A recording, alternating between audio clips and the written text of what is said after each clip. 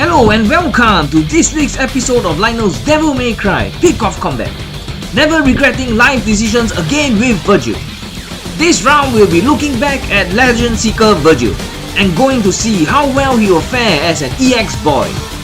Compared to S and S+, he has a huge boost in damage output since now. His doppelganger deals more damage and stays almost forever with you as long as you have MP regen with you in your cards. I mean, 2 Vergils is definitely better than 1, isn't it? I snagged the remaining 5 copies of him after S+ through the step up banner that appeared 2 weeks ago.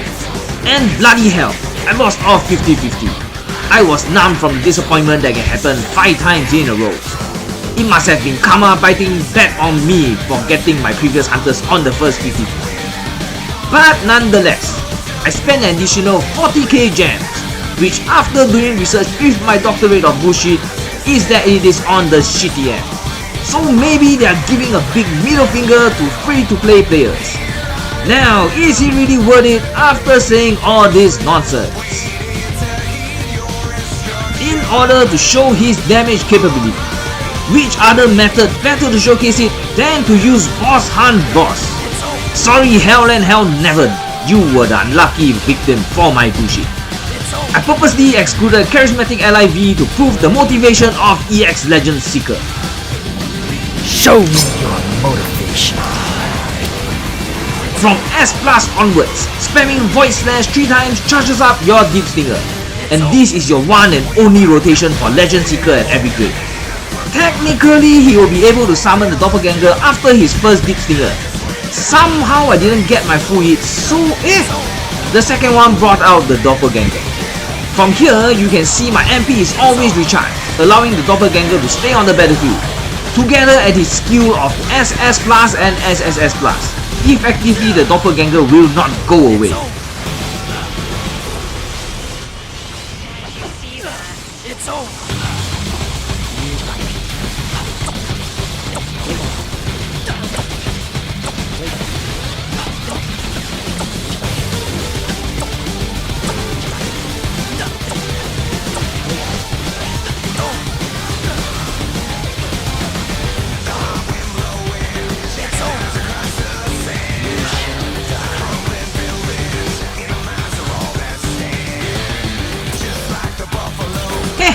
And queued off in less than 2 minutes. Now you can fully auto in slots of slaughter.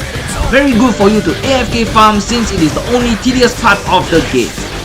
All this is due to his much stronger damage because of the boost from SS to SSS+. The amount of creatine he took during this transition period is insane. A total increase of 175% physical damage and an extra 50% boost after summoning doppelganger for just on for 5 seconds. Damn, Arnold Schwarzenegger must be proud of him.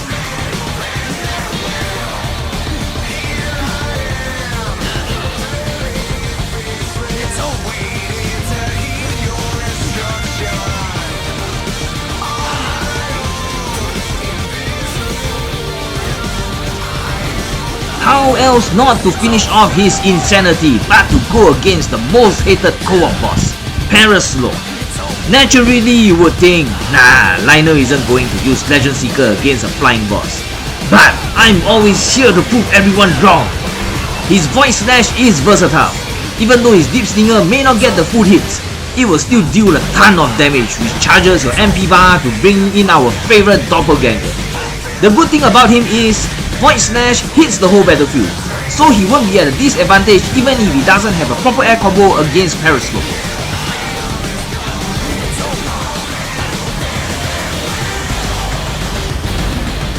When going into the armor breaking phase, he doesn't suffer the problem of Alpha and Omega. He has extreme counter. As long as 2 hunters do extreme counter, Paraslow becomes a speedrun. The good thing about him is, he goes close to the boss to do a few more hits after extreme counter, which usually helps in fully removing the red shield. Doppelganger is still happily dancing around dealing damage like a random NPC. Well, actually he is a random NPC. Without the shield, the extra physical damage proves to be way too much for Paraslow to handle, kicking her ass all the way back to hell. So is he worth it to get EX, my friends? Yes, he becomes very versatile and all the downsides of having consistent extra damage disappears when the doppelganger permanently stays on the battlefield.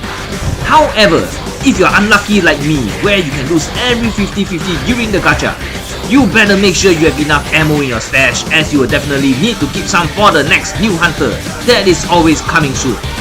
Sin Devil Trigger Dante on the horizon? No idea, but good to have enough resources for disappointments when pulling for him. Thank you all for watching.